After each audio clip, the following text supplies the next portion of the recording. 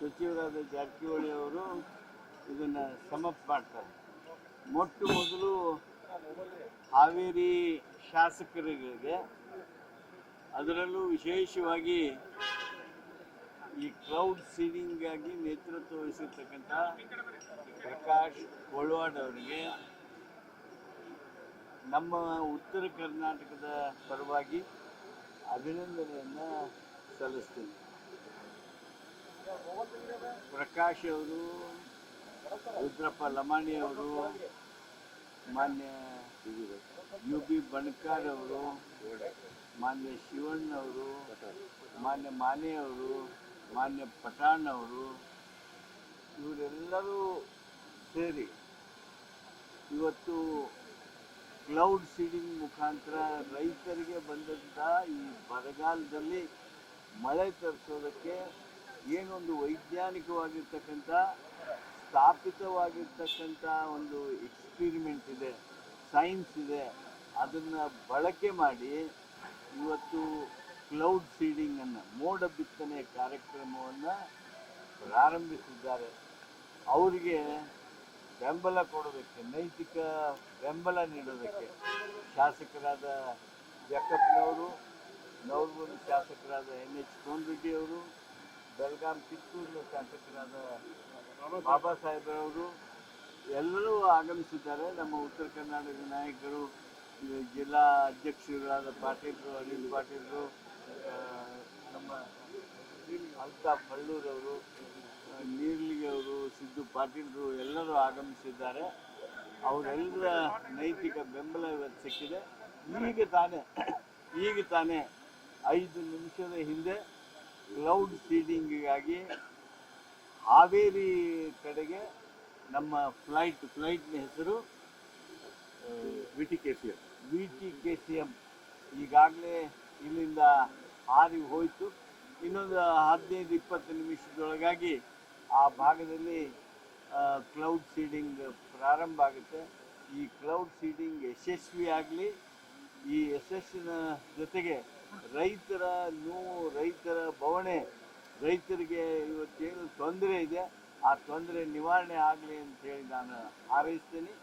ಈ ಕಾರ್ಯಕ್ರಮದಲ್ಲಿ ಮಾನ್ಯ ಜಾರಕಿಹೊಳಿ ಅವರು ಬಂದು ದೊಡ್ಡ ನೈತಿಕ ಬಲವನ್ನು ತುಂಬಿದ್ದಾರೆ.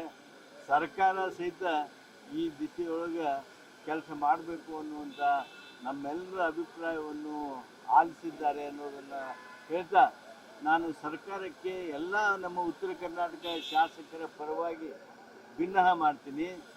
ತಕ್ಷಣ ಕ್ಲೌಡ್ ಸೀಡಿಂಗನ್ನು ಪ್ರಾರಂಭ ಮಾಡಿರಿ. ಯಾವ ಕಾರಣಕ್ಕೆ ವಿಳಂಬ ಮಾಡ್ತಾ ಇದ್ದೀರಿ? ಏನು ಕಾರಣ? This is one of the most established scientific proven technology. Why are you waiting? ಈ ಅಧಿಕಾರಿಗಳ ಮಾತು ಕೇಳಿ ನೀವು ಹಿಂಗೆ ಮಾಡ್ಕೊತ ಕುಂಡ್ರಬೇಡ್ರಿ. ತಕ್ಷಣ ನಾನು ಮುಖ್ಯಮಂತ್ರಿಗಳಿಗೆ ವಿನಂತಿ ಮಾಡ್ತೀನಿ, ಸನ್ಮಾನ್ಯ ಜಾರಕಿಹೊಳಿ ಅವರಿಗೆ ವಿನಂತಿ ಮಾಡ್ತೀನಿ. ಸರ್ಕಾರ ನಿರ್ಣಯ ಮಾಡಿ, ಉತ್ತರ ಕರ್ನಾಟಕದಲ್ಲಿ ಮೋಡಗಳು ಸಹಿತ ಬರ್ತಾ ಇವೆ. ಮೋಡಗಳಿಲ್ಲ ಅಂದರೆ ಏನು ಮಾಡೋಕ್ಕಾಗ್ತಿರಲಿಲ್ಲ, ಮೋಡಗಳು ಬರ್ತಾ ಇವೆ. ಆದ್ದರಿಂದ ತಕ್ಷಣ ತಾವು ಈ ಮೋಡ ಬಿತ್ತನೆಯ ಕೆಲಸವನ್ನು ಪ್ರಾರಂಭಿಸಬೇಕು ಅಂತೇಳಿ ನಾನು ರೈತರ ಪರವಾಗಿ ವಿನಂತಿ ಮಾಡ್ತೀನಿ.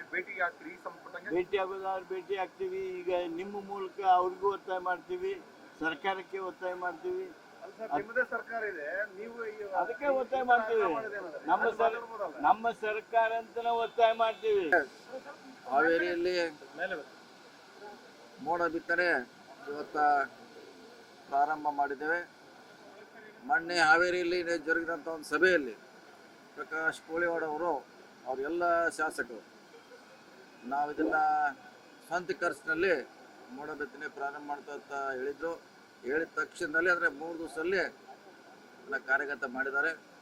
ಅವರಿಗೆ, ಅವರೆಲ್ಲ ಶಾಸಕರಿಗೆ ಅಭಿನಂದನೆಯನ್ನು ಸಲ್ಲಿಸ್ತೀವಿ. ನಮ್ಮ ಹಿರಿಯರಾದ HK ಪಾಟೀಲ್ ಹೇಳಿದಂಗೆ ಇದು ಸರ್ಕಾರದ ಕಾರ್ಯಕ್ರಮ ಆಗಬೇಕು. ಎಂಟೈರ್ ರಾಜ್ಯದಲ್ಲಿ ಇವತ್ತು ಮಳೆ ಅವಶ್ಯಕತೆ ಇದೆ. ಅದನ್ನು ಮೋಡ ಬಿತ್ತನೆ ಸರ್ಕಾರ ಪ್ರಿಯಾರಿಟಿ ಮೇಲೆ ಹೋಗ್ಬೇಕಂತ ನಾನು ಕೂಡ CM ಅವರ ಗಮನಕ್ಕೆ ತರ್ತೀವಿ. ಸೊ ಇದೊಂದು ಆಗಿದ್ದು ಹಾವೇರಿಯಿಂದ ಪ್ರಾರಂಭ ಆಗಿ ಇಡೀ ರಾಜ್ಯಕ್ಕೆ ಬರಲಂತ ನಾನು ಕೂಡ ಹಾರೈಸ್ತೇನೆ. ಮತ್ತು ಇವತ್ತಿನ ಏನು ಮೋಡ ಬಿತ್ತನೆ ಯಶಸ್ವಿ ಆಗಲಿ, ರೈತರಿಗೆ ಇದು ಅನುಕೂಲ ಆಗಲಿ ಅಂತ ಕೂಡ ನಾನು ಇಚ್ಛೆಯನ್ನು ವ್ಯಕ್ತ ಮಾಡ್ತೇನೆ. ಮತ್ತೊಮ್ಮೆ ಅವರಿಗೆ ಎಲ್ಲರೂ ಕೂಡ ಅಭಿನಂದನೆ ಸಲ್ಲಿಸ್ತೇನೆ.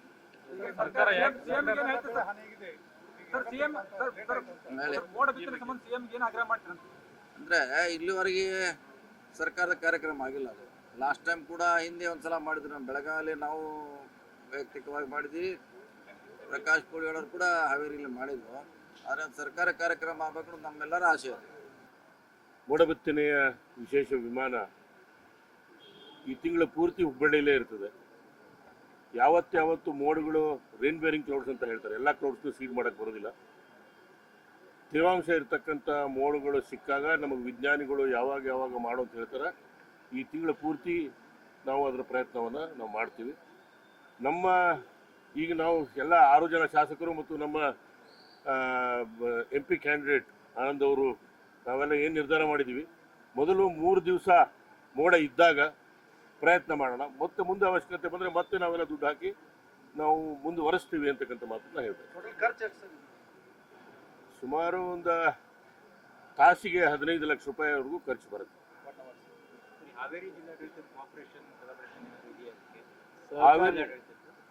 ಹಾವೇರಿ ಜಿಲ್ಲಾಡಳಿತ ಪರ್ಮಿಷನ್ ಇದೆ. ನಿಮಗೊಂದು ಕನ್ಫ್ಯೂಷನ್ ಇದೆ, ಏನಂದ್ರೆ ನಮಗೆ DGCA ಇಂದ ಇಡೀ ಭಾರತ ದೇಶದಲ್ಲಿ ಎಲ್ಲಾದರೂ ಮಾಡಲಿಕ್ಕೆ ಬ್ಲಾಂಕೆಟ್ ಪರ್ಮಿಷನ್ ಇದೆ. ಅದರಲ್ಲಿ ಏನಿರುತ್ತೆ ಅಂದರೆ ಲೋಕಲ್ ಅಥಾರಿಟಿಯ ಪರ್ಮಿಷನ್ ತಗೊಳ್ಳಿ ಅಂತ ಇರುತ್ತೆ. ಆ ಪರ್ಮಿಷನ್ನು ತೊಗೊಂಡಿದ್ದೀವಿ. ಲೋಕಲ್ ಅಥಾರಿಟಿ ಪರ್ಮಿಷನ್ನು ಮೋಡ ಬಿತ್ತನೆ ಮಾಡೋಕ್ಕಲ್ಲ. ಏನಾರ ಎಮರ್ಜೆನ್ಸಿ ಏನಾರ ಹೆಚ್ಚು ಕಮ್ಮಿ ಆದರೆ ಜಿಲ್ಲಾಡಳಿತ ತಯಾರಿರಲಿ.